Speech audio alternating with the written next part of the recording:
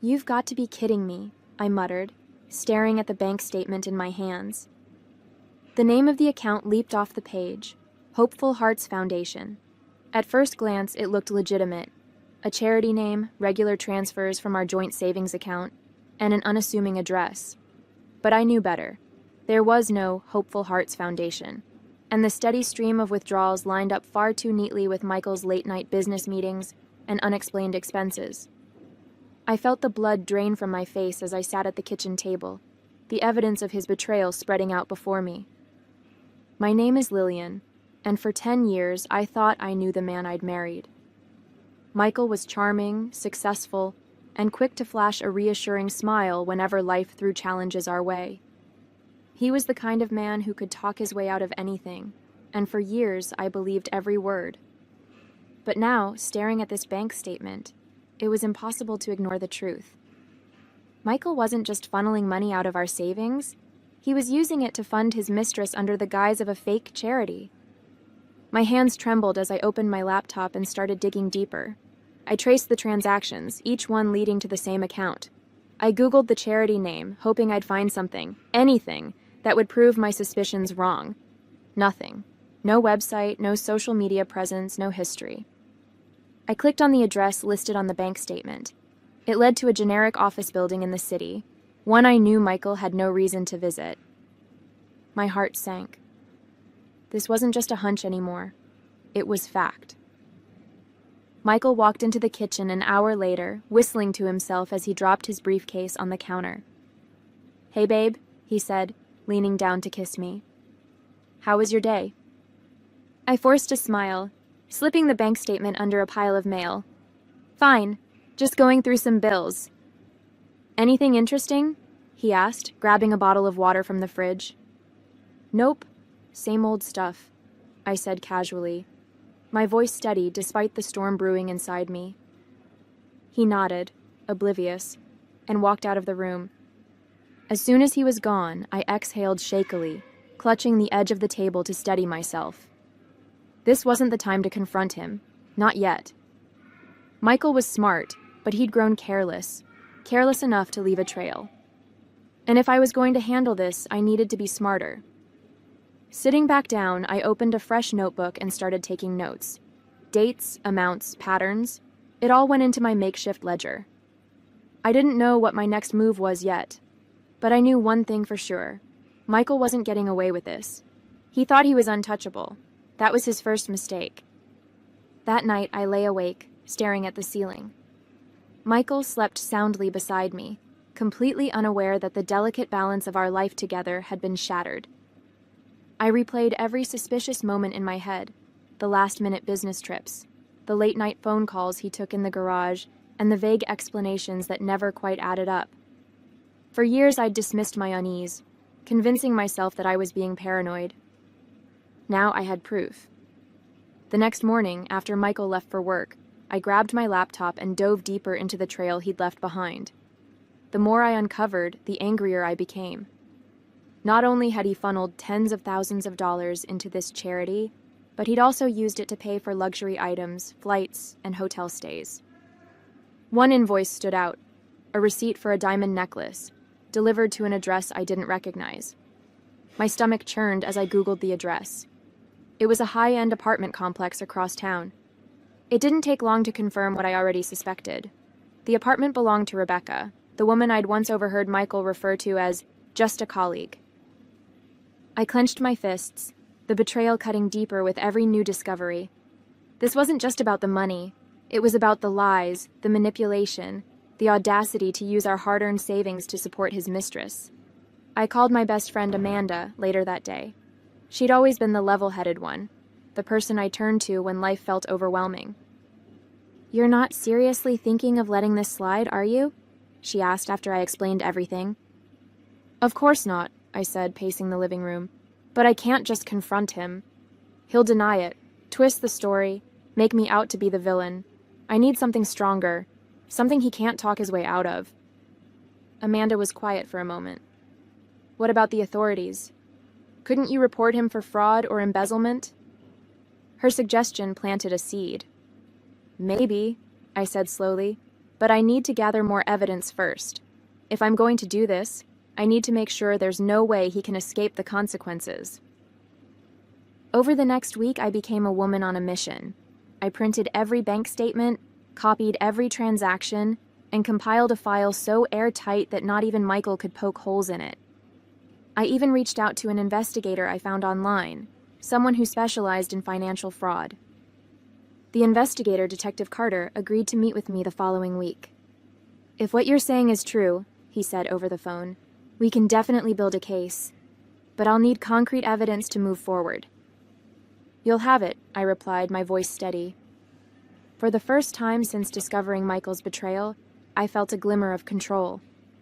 He thought he was clever, but he hadn't counted on me fighting back. By the time I met with Detective Carter, my file was a meticulously organized masterpiece. Every transfer, every purchase, every link to Michael's so-called charity was documented in painstaking detail. We met at a small cafe on the other side of town, a deliberate choice to ensure Michael wouldn't suspect anything. Carter was a no-nonsense man in his 40s, with sharp eyes that seemed to take in everything at once. "This is solid," he said, flipping through the pages of my file. "You've done most of the work for me." "I had to," I replied, taking a sip of my coffee. "Michael is careful. He knows how to cover his tracks. But I've been keeping this to myself for weeks, and I need to know it's going to lead somewhere." Carter nodded. "It will. With this much evidence, we can launch an investigation into the charity account. If it's as fraudulent as it looks, the bank will freeze it, and we'll move forward with charges." The weight on my chest began to lift, but I wasn't ready to feel relief just yet. "What happens next?" "I'll file the paperwork to initiate a formal inquiry," he said. "But if you want to take this one step further, we can set up a sting. Let him think he's in the clear, and then catch him in the act." The thought sent a shiver down my spine. "You mean wait until he tries to withdraw money?" "Exactly," Carter said, his tone matter of fact. "We'll track the account, monitor his activity, and coordinate with the bank. When he makes his move, we'll be there." That night, I sat in the darkened living room going over everything Carter had said. The idea of letting Michael dig his own grave was tempting, but it also meant playing the part of the oblivious wife for a little while longer. It wasn't going to be easy, but I knew it was the only way to ensure he faced the consequences of his actions. The next morning, I transferred $50,000 into the charity account. It was money I'd been saving in a separate, secret account for emergencies. Money Michael didn't even know existed. But I marked it clearly in the bank's system. Donations under investigation. Michael didn't suspect a thing.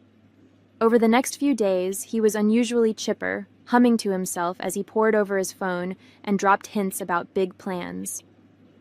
I smiled when appropriate, laughed at his jokes, and played the role of the supportive wife. Inside, I was counting down the days until the trap was set. He had no idea what was coming. The days that followed felt like a test of endurance. Each morning, Michael would waltz into the kitchen with an extra spring in his step, checking his phone obsessively while muttering things like, "Just a little longer, and everything will fall into place." I'd smile from behind my coffee mug, pretending to share in his excitement. Little did he know, the place everything was falling into was a holding cell. Detective Carter kept me updated on the investigation. The bank had flagged the account and placed it under close scrutiny. Every transaction, every login, every transfer was now under a microscope. "He's getting reckless," Carter said during one of our calls. "The patterns are clear. He's making plans for a big withdrawal." "How soon do you think he'll try?" I asked, pacing my office. "Within the next week," Carter replied. "When he does, we'll have everything ready. Are you prepared for what comes next?" His question hung in the air. Was I ready? For weeks, I'd been steeling myself for this moment, but now that it was so close, doubt crept in. "Yes," I said firmly, brushing away the hesitation. "I'm ready." That weekend, Michael announced he'd be leaving early Monday morning for a work trip. He made a show of packing his bag, throwing in suits and ties as though he were heading to an important conference. "Another business deal?" I asked casually, folding laundry nearby. Something like that, he said with a grin. Big opportunities on the horizon. Don't wait up for me. I'll probably be gone all day. I nodded, biting the inside of my cheek to keep from smiling. The night before his trip, I couldn't sleep. I lay in bed staring at the ceiling, listening to the steady rhythm of Michael's breathing beside me. Part of me wanted to shake him awake, to confront him right then and there. But I couldn't. I'd come too far to let emotions ruin the plan. Instead, I silently rehearsed every step of what would happen the next day. Carter had assured me that the authorities would move swiftly, intercepting Michael at the bank the moment he attempted to withdraw the money, and I would be there to witness it. When morning finally came, Michael kissed me on the cheek as he left, his usual smugness practically radiating off him. "Wish me luck," he said, grabbing his bag. "Good luck," I replied, my voice steady. "I hope everything works out exactly the way you want it to." It wasn't a lie, after all. As soon as Michael's car pulled out of the driveway, I grabbed my bag and left the house. My heart pounded as I drove to the bank, adrenaline surging with every mile. When I arrived, Detective Carter was already there, standing near the entrance with a small team of plainclothes officers. He gave me a curt nod as I approached. "He hasn't shown up yet," Carter said. "But we've confirmed his withdrawal appointment. He'll be here soon." I glanced at the bustling street around us, my stomach churning. "And you're sure this will work? He won't have time to slip away?" Carter's expression was calm but resolute. "As soon as he tries to access the account, the bank will alert us. He won't get far." I stepped back from the entrance, positioning myself just out of sight. From my vantage point, I could see the doors clearly without being noticed. Minutes ticked by, each one feeling like an eternity. Finally, Michael's car pulled into the parking lot. He stepped out, dressed sharply in a tailored suit, looking every bit the successful businessman he liked to portray. My hands tightened into fists as I watched him stroll into the bank, exuding confidence. Inside, the scene unfolded just as Carter had predicted. Michael approached the counter, handed over his information, and waited as the teller accessed the flagged account. Through the glass doors, I saw the moment the teller paused, glancing nervously at a nearby manager. Michael's confident demeanor faltered slightly, but he masked it with a charming smile, leaning casually on the counter as if nothing was wrong. Then the bank manager approached, followed closely by two plainclothes officers. I couldn't hear what was being said, but I saw Michael's face twist in confusion, then indignation. Seconds later, the officers produced their badges and handcuffed him. His protests were muffled by the thick glass, but his body language told the whole story: shock, denial, and finally, panic. I stepped out of the shadows, standing just beyond the bank's entrance as they escorted him outside. When his eyes met mine, his expression morphed into something I'd never seen before: raw fear. "Lillian?" he sputtered, his voice cracking. "What are you doing here?" I didn't answer immediately. Instead, I pulled a folder from my bag, the divorce papers I'd prepared weeks ago, and handed them to him as the officers led him past me. "Consider this my last donation," I said, my tone icy. His mouth opened to protest, but the officers ushered him into a waiting car before he could say another word. As the car drove away, Carter approached me. "That was clean," he said. "He's not going anywhere for a long time." I nodded, exhaling a shaky breath. For the first time in weeks, the weight on my chest began to lift. It was over. The drive home felt surreal. The morning's events played on a loop in my mind. The officers snapping handcuffs on Michael, the shock in his eyes when he realized I'd been one step ahead all along. I should have felt triumphant, but all I could manage was a mix of exhaustion and relief. The adrenaline that had fueled me for weeks was finally starting to wear off, leaving behind a quiet emptiness. When I pulled into the driveway, Amanda was waiting for me. She'd insisted on coming over to help celebrate, though she knew me well enough to bring a bottle of wine instead of balloons. "Did it go as planned?" she asked as I stepped out of the car. I nodded, brushing a strand of hair from my face. "He's in custody. They got him the moment he tried to access the account." Her eyes widened. "And did you—" I held up my empty folder, a faint smile tugging at my lips. Delivered the divorce papers personally. Amanda let out a low whistle. Remind me never to get on your bad side. Inside, we sat at the kitchen table, the wine poured and the silence heavy. Amanda finally broke it. So, what now? I swirled the wine in my glass, staring into its deep red depths. Now I figure out what comes next. The house, the finances, everything's in limbo until the legal process is done. But at least I don't have to pretend anymore. She leaned back in her chair, studying me. You know, you handled this better than most people would have. You didn't just sit back and let him walk all over you. I shrugged, feeling the weight of her words. I didn't have a choice. He didn't just betray me.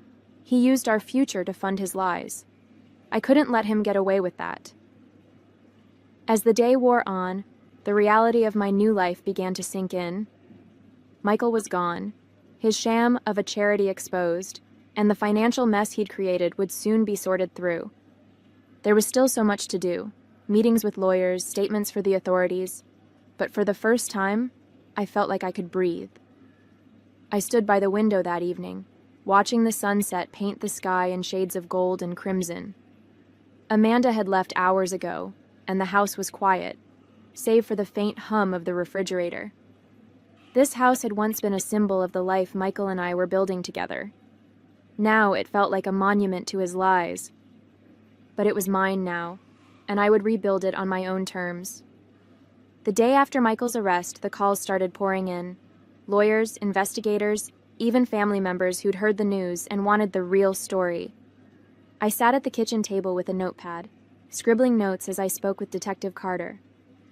The charges against him are solid, he explained. Fraud, embezzlement, and falsifying charity documents.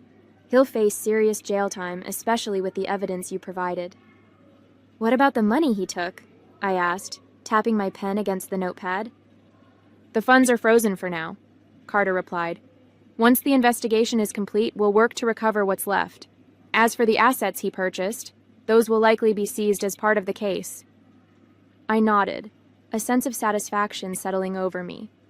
For the first time, it felt like there was a clear path forward. Later that afternoon, I met with my lawyer, a sharp-witted woman named Clara who wasted no time getting to the point. With the divorce papers served and his arrest on record, the proceedings should be straightforward, Clara said, flipping through a thick folder of documents. You'll have a strong case for securing the house and protecting your remaining assets. And the joint savings? I asked, my voice steadier than I felt. That's trickier, Clara admitted. Depending on how much he's squandered, there may not be much to split. But given the circumstances, I'll push for you to retain the lion's share. I nodded, bracing myself for the financial fallout. I just want this over with. It will be, Clara assured me, her tone firm. You've taken the hardest steps already. The rest is just paperwork. Over the next few days, I focused on untangling my life from Michael's. I contacted the bank to update my accounts, scheduled consultations with financial advisors, and started sorting through the mess he'd left behind. It was exhausting, but with every task I completed, I felt a little lighter. Amanda stopped by one evening with takeout and a bottle of wine. You're looking better, she said, handing me a plate of lo mein. Like you've finally gotten some sleep. Barely, I said with a laugh, sinking into the couch beside her. But it feels good to be doing something, you know. For so long I felt stuck, like I was just going through the motions. Now I feel free. She raised her glass in a toast. To freedom, then. I clinked my glass against hers, a smile breaking across my face. To freedom. As the days turned into weeks, I began to see the pieces of my life coming together. The legal proceedings were underway. The investigation into Michael's fraud continued, and I was slowly reclaiming my independence. One evening, I found myself standing in the living room, staring at a bare patch on the wall where Michael's prized painting used to hang. It had been seized as part of the investigation, and in its absence, the space felt brighter, lighter. I smiled, realizing that the emptiness wasn't a void. It was a clean slate, and I was ready to fill it with something better. A month after Michael's arrest, I stood in the living room, surrounded by boxes. The house felt different now, quieter, lighter, almost like it was holding its breath, waiting for its next chapter. I was packing up the last remnants of his presence, ties, cufflinks, and the stack of notebooks he always claimed held his brilliant ideas. Most of it was evidence now, boxed and labeled for investigators.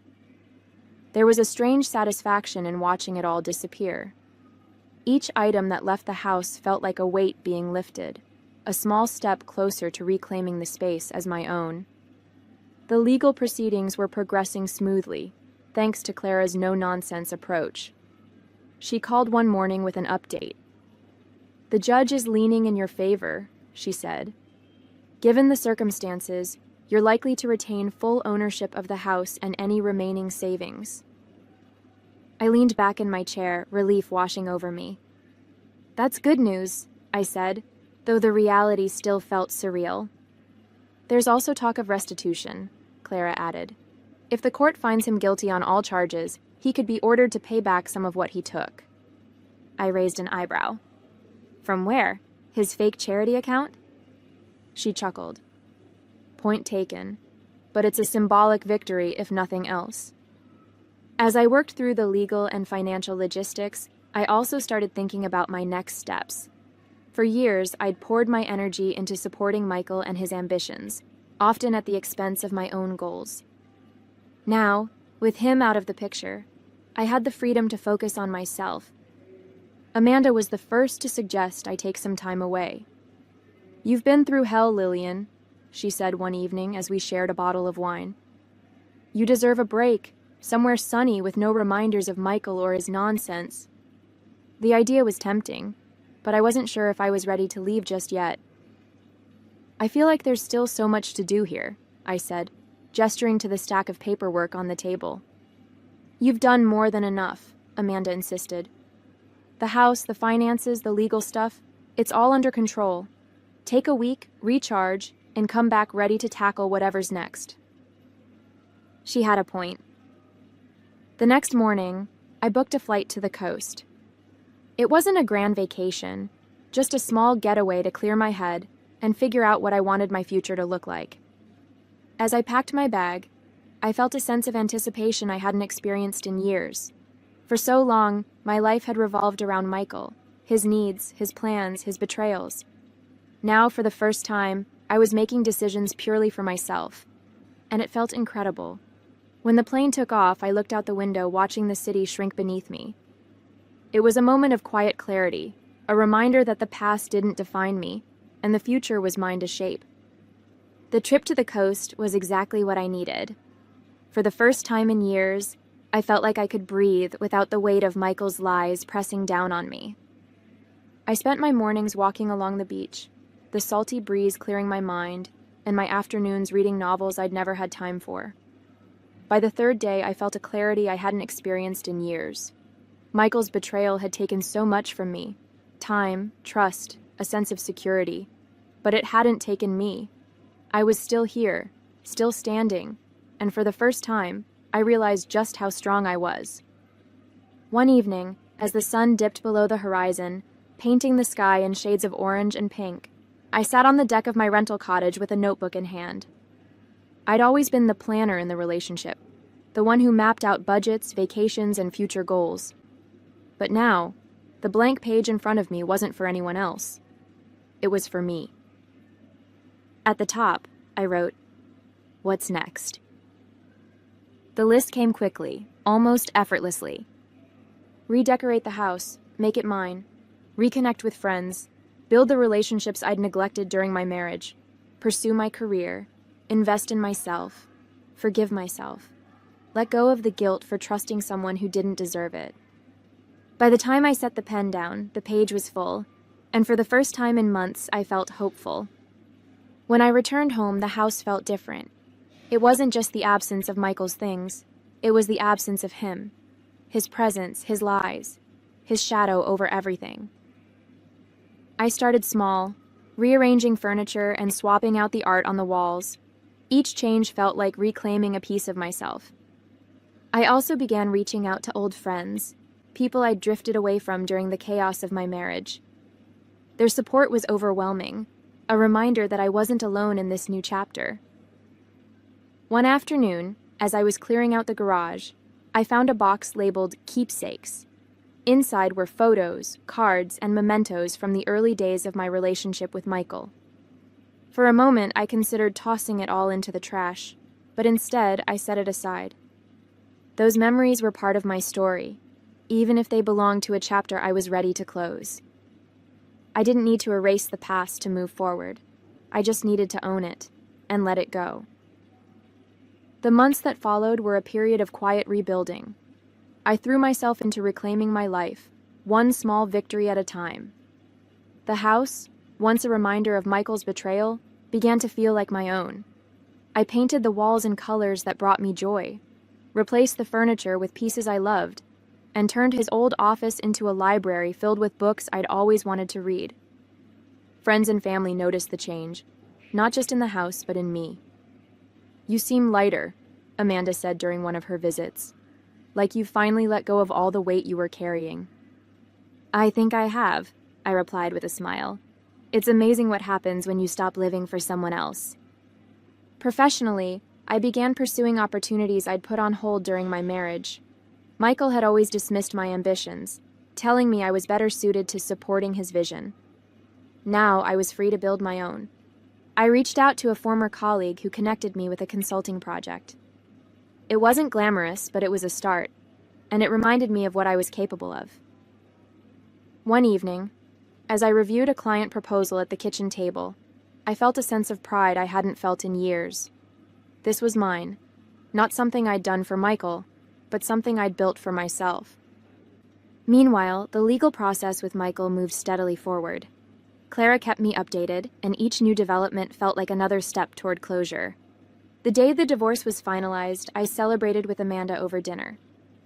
"To new beginnings," she said, raising her glass. "To never settling again," I added, clinking mine against hers. A few weeks later, I received a letter from the court regarding the restitution case. Michael had been ordered to repay a portion of the stolen funds, money I knew I'd likely never see, but it was a symbolic victory nonetheless. I tucked the letter into a file, feeling a sense of finality. Michael's chapter in my life was officially closed. That evening, I sat on the couch with a cup of tea, watching the sunset through the newly cleaned windows. The house was quiet, but it no longer felt empty. It felt like home. For so long, I'd defined myself by what I'd lost: trust, security, love. But now I was learning to define myself by what I'd gained: strength, independence, and the knowledge that I could rebuild, no matter how much had been taken from me. As the last rays of sunlight faded, I opened my notebook and flipped to the list I'd made months ago. Most of the items were checked off, but there was one I still needed to work on: forgive myself. I smiled, feeling a sense of peace. That was a work in progress, but for the first time, I felt ready to take it on.